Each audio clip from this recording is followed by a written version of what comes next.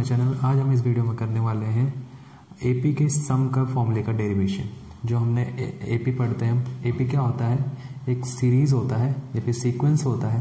मैं आज आपको क्लियर करूंगा कि सीक्वेंस और सीरीज में भी क्या डिफरेंस होता है और उसका जो सम होता है वो कैसे निकालते हैं। ठीक है, एपी के लिए आपने पढ़ा होगा जो फॉर्मूला होता है वो हमारा S = n/2 2a + n-1 into d होता है, वेयर डी इज सार्वंतर हिंदी में बोलते हैं एंड इंग्लिश में कॉमन डिफरेंस। ठीक है, और a is our first term and n is number of total terms. ठीक है, and s is the sum of that all terms.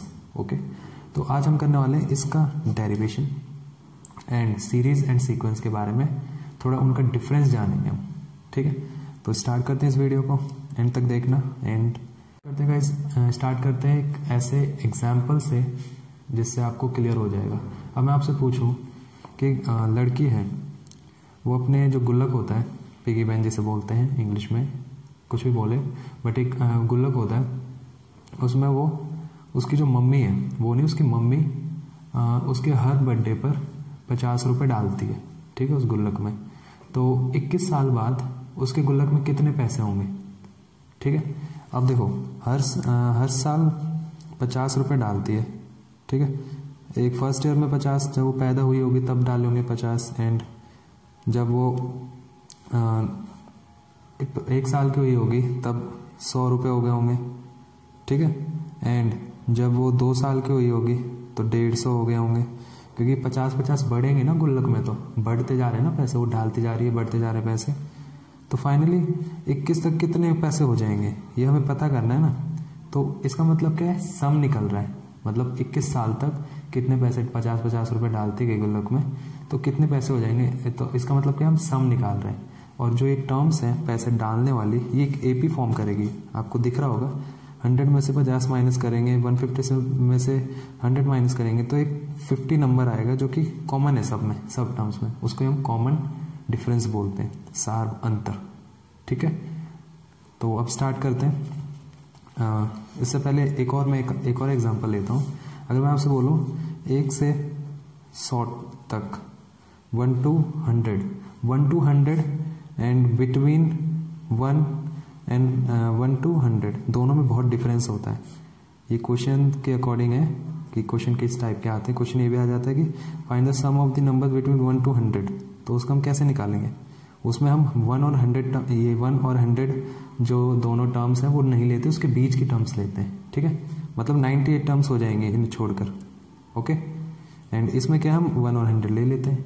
तो वैसे टॉपिक से हमारे हटके था, कुछ क्वेश्चन से रिलेटेड बताया, बट आपके लिए तो जरूरी है। ठीक है, अब देखो, मैं आपसे क्वेश्चन पूछूं कि 1 to 100 जो टर्म्स हमारे, उनका सम बताऊं। अब आप क्या करोगे, आप ऐसे लिखोगे 2 + 3 +... ठीक है, ऐसे लिखोगे, और फिर आप शायद ये फॉर्मूला यूज़ कर लो अगर आपको आता है तो। बट फर्स्ट टाइम जब किसी से क्वेश्चन पूछा गया था, उसने कैसे करा, तो हम उसके पॉइंट ऑफ व्यू से समझते हैं इसको। देखो, मैंने मान लिया ऐसे है इसका सम। ठीक है, मैं इसको 99 करके एंड +100 लिख देता हूँ, क्योंकि 99 के बाद ही 100 आएगा। ठीक है, एंड मैं इसको अब उल्टा लिखता हूँ, 100 + 99, और लिखना ऐसे है कि ऊपर नीचे सेम हो, मतलब 2 के नीचे 99, तो जो नंबर ऑफ टर्म्स है वो आपस में एक तरह से बोल सकते हो, पैरेलल बोल सकते हो। ठीक है, ... 2 + 1। ओके, अब हम क्या करेंगे, S1 + S, मतलब इसे इक्वेशन फर्स्ट मान लो, इसे इक्वेशन सेकेंड। ऑन एडिंग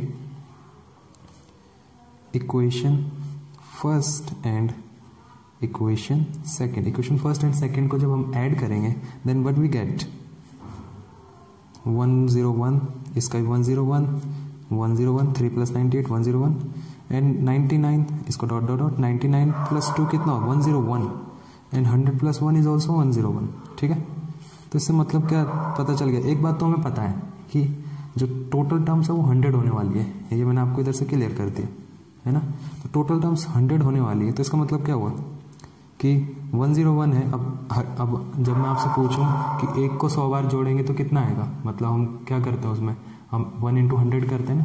तो सेम 101 को 100 बार जोड़ेंगे तो कितना आएगा, 1 × 100 करेंगे, क्योंकि 100 टर्म्स है टोटल, 100 टाइम्स आ रहा है वो। एंड तो इधर से आ जाएगा, इधर 2s 101 into 100 s is equals to 101 into 100 upon 2। Okay, and finally इससे कट जाएगा 50 इंटू 101 50 और that is the sum of 1 to 100 terms numbers you can say. ठीक है, ये ऐसे अप्रोच करा था जिसने भी फर्स्ट टाइम निकाला। अब हम इसी अप्रोच से इस फॉर्मूले के डेरिवेशन तक पहुंचेंगे, तो करते हैं इसको, आप तब तक इसे नोट कर लीजिए। अब हम आते हैं उसके डेरिवेशन पे।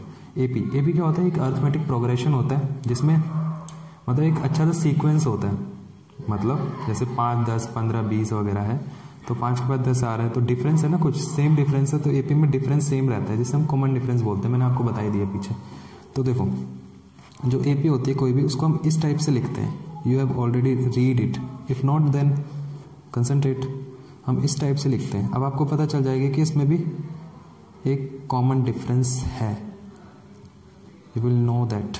देखो कैसे, जब आप माइनस करो, ये सेकंड टर्म है, सेकंड टर्म में से फर्स्ट टर्म को माइनस करो, डी आएगा। थर्ड टर्म में से सेकंड टर्म को माइनस करो, डी आएगा। इस टर्म में से इस टर्म को माइनस करो, डी ही आएगा। आप करके देख लेना ये, ठीक है। तो ये आपको समझ आ गया होगा कि ये एपी है हमारा एक। तो अब आगे बढ़ते हैं, हम इसको इस फॉर्म में लिख देंगे। अरे हाँ, इससे पहले बताने से पहले मैं आपको बता दूं कि जो सीक्वेंस होता है, सीक्वेंस एंड सीरीज में क्या डिफरेंस होता है। सीक्वेंस एंड सीरीज में, इसको पॉज करके रखना भी थोड़ी देर। सीक्वेंस एंड सीरीज में क्या डिफरेंस होता है? सीक्वेंस होता है अगर मैं कोई भी नंबर इस टाइप से लिखूं, मतलब एक 100 तक मान लो, इस टाइप से लिख दूं, तो ये होता है सीक्वेंस, नंबर्स का सीक्वेंस जिसमें कुछ सीक्वेंस बन रहा है, ठीक है, जिसमें कॉमन डिफरेंस बन रहा है इसमें। अब जरूरी नहीं एपी हो हर टाइप का सीक्वेंस, सीक्वेंस बहुत टाइप के होते हैं, एपी जीपी एचपी, जो कि आप फर्दर क्लासेस में पढ़ोगे, ठीक है। एंड अब सीरीज क्या होता है? सीरीज होता है अगर हम सीक्वेंस को सम की फॉर्म में लिख दें तो that is our series, simple. तो यही होता है डिफरेंस सीक्वेंस एंड सीरीज में। ओके, सबसे जो फेमस सीक्वेंस है वो फिबोनाची सीक्वेंस है, जो कि आप फर्दर क्लासेस में पढ़ोगे, और वो बहुत ही फेमस सीक्वेंस है, ठीक है। फिबोनाची एक चाइनीज साइंटिस्ट का नाम है, I think so, but mathematician है, फिबोनाची नाम है उसका, ठीक है। आप आगे पढ़ोगे, अभी इस पे कंसंट्रेट करते हैं उसके डेरिवेशन पे। तो हाँ, इस पे आते हैं। हमने इसको मान लिया s इक्वल्स टू a1, इसकी फॉर्म में लिख दिया। अभी क्या एक सीरीज है, ठीक है, और प्रोग्रेशन मतलब भी वही होता है, प्रोग्रेस मतलब क्या होता है? बढ़ना। तो एपी मतलब में एपी भी बढ़ती है, ठीक है। तो देखो अब s मैंने ऐसे लिख दिया, अब s को मैं उल्टा लिख देता हूँ, मतलब जो लास्ट वाली टर्म्स हैं उन्हें मैं आगे लिखता हूँ, जैसे मैंने 100 वाले केस में करा था, ठीक है। Dot dot dot plus a plus D plus A. Okay, अब मैं क्या करता हूँ, कॉरस्पॉन्डिंग टर्म्स को ऐड करता हूँ, ठीक है। ये टर्म थोड़ी मैंने ज़्यादा लिख दिया, अब इसको कैंसिल कर देना है, फिर इधर एक्स्ट्रा टर्म ले लेना एक और। तो अब ऐड करता हूँ मैं दोनों को।